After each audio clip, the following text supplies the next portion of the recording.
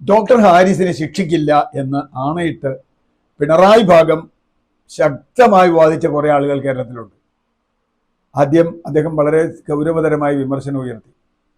Surgery നടത്താൻ കഴിയുന്നില്ല, അവിടെ അതിനുള്ള സംവിധാനങ്ങളില്ല, അത് ഉണ്ടാക്കണം, ഒരു ദിവസം ഇത്ര എണ്ണേ നടത്താൻ കഴിയും. ഞാൻ അതിൻ്റെ വിശദാംശങ്ങളിലേക്ക് പോകുന്നില്ല. അപര്യാപ്തത ചൂണ്ടിക്കാട്ടിയപ്പോൾ അദ്ദേഹത്തിനെതിരെ മന്ത്രി ചാടി വീണു, മുഖ്യമന്ത്രി ചാടി വീണു. ഇവിടെയുള്ള വലിയ ആരോഗ്യ സംവിധാനത്തിന്റെ വളർച്ചയെ തകർക്കുന്ന തരത്തിലുള്ള സംഗതിയാണ് പറഞ്ഞതെന്ന് പറഞ്ഞു. പക്ഷേ ചില ആളുകൾ പറഞ്ഞു ഇല്ലല്ല, അതൊക്കെ പറഞ്ഞോട്ടെ, അയാൾ സത്യസന്ധമായി പറഞ്ഞു, ഡോക്ടറുടെ കൂടെയാണ് ഞാൻ. ഇടതുപക്ഷത്തോട് വളരെ പിന്തുണയ്ക്കുന്ന ആളുകൾ വരെ പറഞ്ഞു ഡോക്ടറുടെ കൂടെയാണ്, എന്തായാലും ഈ ഗവൺമെന്റ് ഡോക്ടർക്കെതിരെ നടപടിയെടുക്കില്ല എന്നാണയിട്ട് പറഞ്ഞ ആളുകളുണ്ട്. അവരൊന്നും ഇപ്പൊ കാണാനില്ല. ഇപ്പൊ എന്താ ചെയ്തേ? പണ്ട് ഈ രാഷ്ട്രീയ കുറ്റവാളികളെ പിടിക്കാനൊരു പണിയുണ്ട്, തേങ്ങാക്കള്ളൻ. രാഷ്ട്രീയ കുറ്റവാളികളെ രാഷ്ട്രീയം പറഞ്ഞ് പിടിക്കാൻ പറ്റില്ല. അപ്പൊ എന്ത് ചെയ്യും? ഇന്ന വീട്ടിൽ തേങ്ങ മോഷ്ടിച്ചു എന്ന് പറഞ്ഞ് നേതാക്കളെ പിടിക്കും, നേതാക്കളെയും പാർട്ടിക്കാരെയൊക്കെ. ഇപ്പൊ ഏതാണ്ട് ആ രീതിയിലാണ്. ഓസിലോസ്കോപ്പ് എന്തോ കാണാനില്ല, അത് ഈ ഡോക്ടർ അടിച്ചു മാറ്റിയതാണ് എന്ന രൂപത്തിലാണ് മന്ത്രിയുടെ നിലപാട്. കാണാനില്ല, അന്വേഷണം നടത്തണം, മന്ത്രി ഈ ഹാരിസ് പ്രതിയാവണം, ഡോക്ടർ ഹാരിസിനെ പ്രതിയാക്കി ഹാരിസിന്റെ കാലത്താണ് അത് കാണാതായത് എന്ന് സ്ഥാപിക്കലാണ് മന്ത്രിയുടെ ലക്ഷ്യം. ഇത് പൊളിഞ്ഞു പോകുന്നുള്ള കാര്യം തർക്കമില്ല. ഒന്ന്, ഇവർ പറഞ്ഞു ഉപകരണം അവിടെ ഉണ്ട്, ഇവർക്ക് എന്താണെന്ന് അറിയാത്തതുകൊണ്ടാണ് പറഞ്ഞതെന്ന് അങ്ങനെ പറഞ്ഞു. എന്താ കാണാതായെന്ന് അറിയണ്ടേ? അവിടുത്തെ നിന്ന് ഇങ്ങനെ നോക്കിയാൽ ഒരു ലാബിൽ കുറെ ഉൽപ്പന്നങ്ങൾ ഉണ്ടാവും, ഉപകരണങ്ങൾ ഉണ്ടാവും. ഏത് ഉപകരണം ഏതാണെന്ന് ഇവർക്കറിയും. ഏതെങ്കിലും പാർട്ടി ചിങ്കിടികൾ എഴുതി കൊടുത്തിട്ടുണ്ടാവും ഈ ഹാരിസിനെതിരായിട്ട്. ഹാരിസും ഇടതുപക്ഷക്കാരൻ തന്നെയാട്ടോ, ഒരു സംശയമില്ല. ആയിരുന്നു പണമെന്ന് എനിക്കറിയില്ല. അപ്പോൾ എഴുതി കൊടുത്തിട്ടുണ്ടാവും. അത് കേട്ടിട്ട് ഈ മന്ത്രി പറയണതാണ്. കേരളത്തിൽ ഏറ്റവും മോശപ്പെട്ട 2 മന്ത്രിമാർ ഏതൊക്കെയെന്ന് ചോദിച്ചാൽ അത് ആരോഗ്യമന്ത്രിയാണോ വനം മന്ത്രിയാണോ ആദ്യം വരിക എന്ന് ഇപ്പോൾ പറയാൻ പറ്റില്ല. രണ്ടുപേരും മത്സരിക്കുക. വിദ്യാഭ്യാസ മന്ത്രിയുടെ കാര്യത്തിൽ പിന്നെ അദ്ദേഹം മത്സരത്തിനില്ല, അതുകൊണ്ട് കുഴപ്പമില്ല. ഈ 2 മന്ത്രിമാർ ഏറ്റവും മോശപ്പെട്ട മന്ത്രിമാരാവും മത്സരിക്കുക.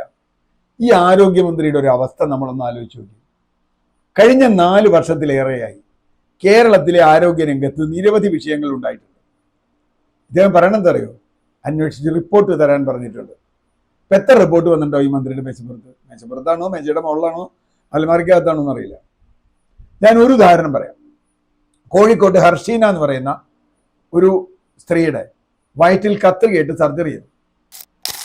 ആ സർജറി ചെയ്ത ആള് കോഴിക്കോട് മെഡിക്കൽ കോളേജിൽ ആ ചെയ്ത ആൾക്കെതിരെ എന്തെങ്കിലും നടപടി എടുത്തോ? ആ സ്ത്രീ എത്ര കാലം അതിൻ്റെ ദുരന്തം അനുഭവിച്ചു. ഇപ്പോഴും ആ സ്ത്രീക്ക് മതിയായ നഷ്ടപരിഹാരമില്ല. ഇത് ചെയ്ത ആളെ ശിക്ഷിച്ചിട്ടില്ല. ഇപ്പോഴും വളരെ സുഖമായിട്ട് നടക്കുകയാണ്, ഒരു കുഴപ്പമില്ല. കണ്ണിന് സർജറി ചെയ്യാൻ, വിരലിന് സർജറി ചെയ്യാൻ പോയിട്ട് കണ്ണ് പറഞ്ഞവര്, കണ്ണിന് സർജറി ചെയ്യാൻ പോയിട്ട് വിരല് പോയവര്, അങ്ങനെ തുടങ്ങി എത്ര ആരോപണങ്ങൾ വന്നു. ഒരു ഡോക്ടർ കൊല്ലപ്പെട്ടു, അത് പിന്നെ ഒരു ക്രിമിനൽ കേസ് എന്നുള്ളതിലേക്ക് നമുക്ക് വിടാം.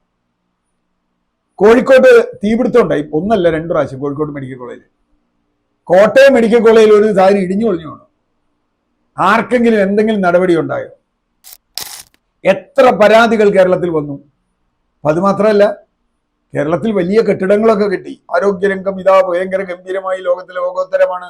കേരളത്തിലെ ആരോഗ്യരംഗം എന്നും 1ാം സ്ഥാനത്തായിരുന്നു. അത് പിണറായി വിജയൻ വന്നുകൊണ്ടല്ല. ഞാനൊരു ചെറിയ കാര്യം ചോദിക്കട്ടെ.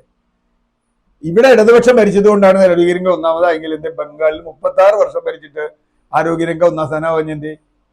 ആരോഗ്യരംഗം ബംഗാളിലെ ഇവര് പോരുമ്പോ എന്താ സ്ഥിതി? അപ്പൊ ഇടതുപക്ഷം ഭരിച്ചതുകൊണ്ടല്ല. കേരളത്തിനൊരു സാംസ്കാരിക ചരിത്രമുണ്ട്.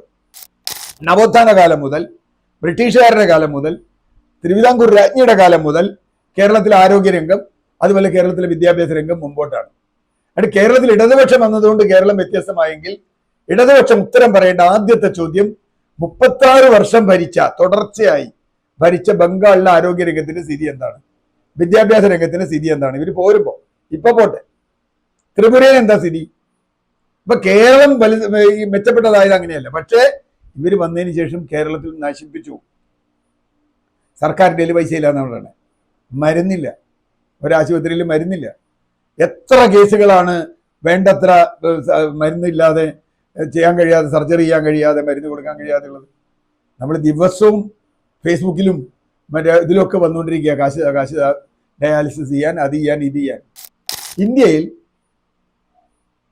ചികിത്സാ ചെലവിന്റെ ഏറ്റവും ഉയർന്ന ശതമാനം 75% സ്വന്തം പോക്കറ്റിൽ നിന്ന് മുടക്കുന്ന ഒരു സംസ്ഥാനമാണ് കേരളം. 1ാം സ്ഥാനം കേരളത്തിനാണ്. സ്വന്തം പോക്കറ്റിൽ നിന്ന് സ്വകാര്യം. എന്തുകൊണ്ടാണ് സംഭവിക്കണേ? പൊതു ആരോഗ്യ സ്ഥാപനങ്ങളിൽ വലിയ നാശം. വലിയ ബിൽഡിങ്ങുകൾ ചില യന്ത്രങ്ങൾ വാങ്ങിയിട്ടുണ്ട്. എത്ര സ്ഥലത്ത് യന്ത്രം വാങ്ങിയിട്ട് ആളെ കൊടുക്കാതെ ഡോക്ടറെ കിട്ടാതിരുന്നുണ്ടെന്നറിയാം.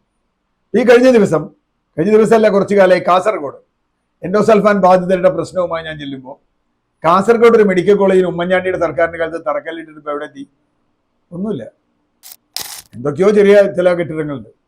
കാസർഗോഡ് ജില്ലയിൽ ഇത്രയധികം ന്യൂറോളജിക്കൽ കേസുണ്ട്. ഈ എൻഡോസൾഫാൻ അടക്കം ഒരു ന്യൂറോ സർജൻ ഉണ്ടായിരുന്നില്ല കുറേ കാലം.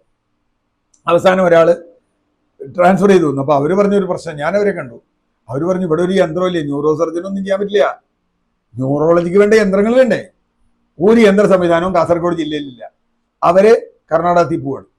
കർണാടകത്തിൽ പോകാന്ന് മാത്രമല്ല, കോവിഡ് കാലത്ത് കർണാടക അതിർത്തി അടച്ചോടുകൂടി ബാംഗ്ലൂർക്ക് പോകാൻ കഴിയാതെ മരിച്ച കോവിഡ് രോഗികൾ തന്നെ 6-7 ഉണ്ട്.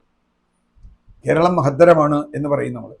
കേരളത്തിലെ ആരോഗ്യരംഗം ഗംഭീരമാണ് എന്ന് പറഞ്ഞാൽ കേരളത്തിലെ മെഡിക്കൽ കോളേജുകൾ അടക്കം ആരോഗ്യരംഗത്ത് ഗുരുതരമായ പിഴവുകൾ സംഭവിക്കുന്നുണ്ട്.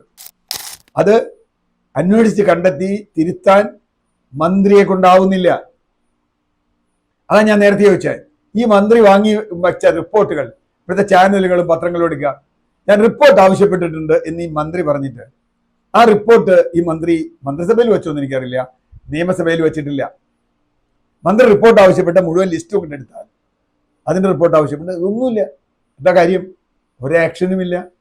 പിന്നെ മാത്രമല്ല, എന്തെങ്കിലും ആക്ഷൻ എടുക്കാൻ പോയാൽ അതിൽ പാർട്ടി ഇടപെടും. അയ്യോ അത് പറ്റില്ല എന്ന് പറയും. അപ്പൊ ചുരുക്കത്തിൽ കേരളത്തിലെ ആരോഗ്യരംഗം തകർത്ത് തരിപ്പണമാക്കുന്നതിൽ ഈ സർക്കാർ വിജയിച്ചിരിക്കുന്നു. സാധാരണക്കാരന് ന്യായമായ ചികിത്സ കിട്ടുന്ന ഒരവസ്ഥ കേരളത്തിൽ ഇല്ലാതാക്കിയിരിക്കുന്നു. അതുകൊണ്ട് ഇപ്പൊ പല സ്ഥലത്തും ഞാൻ ഈ പറഞ്ഞതുപോലെ ഉപകരണമുണ്ട്, ആളുണ്ട്, ഉപകരണമില്ല. വർഷങ്ങളായി ഉപകരണം വാങ്ങിയിട്ടിട്ട് ഉപയോഗിക്കുന്നില്ല, അത് കേടായി പോയിട്ടുണ്ട്. പിന്നെ നിരവധി ഉദാഹരണങ്ങൾ. ഇതൊന്നും നോക്കാൻ ആളില്ല, ഡോക്ടർമാരില്ല. തീർച്ചയായിട്ടും ഡോക്ടർ ഹാരിസ് ഉന്നയിച്ച വിഷയം കേരളത്തിൽ വളരെ ഗൗരവമുള്ളതാണ്. അദ്ദേഹത്തെ കള്ളക്കേസിൽ പെടുത്തി തേങ്ങാ കേസിൽ നേതാക്കന്മാരെ പെടുത്തണമാതിരി പെടുത്തരുത് എന്നാണ് എനിക്കുള്ളൊരു അപേക്ഷ.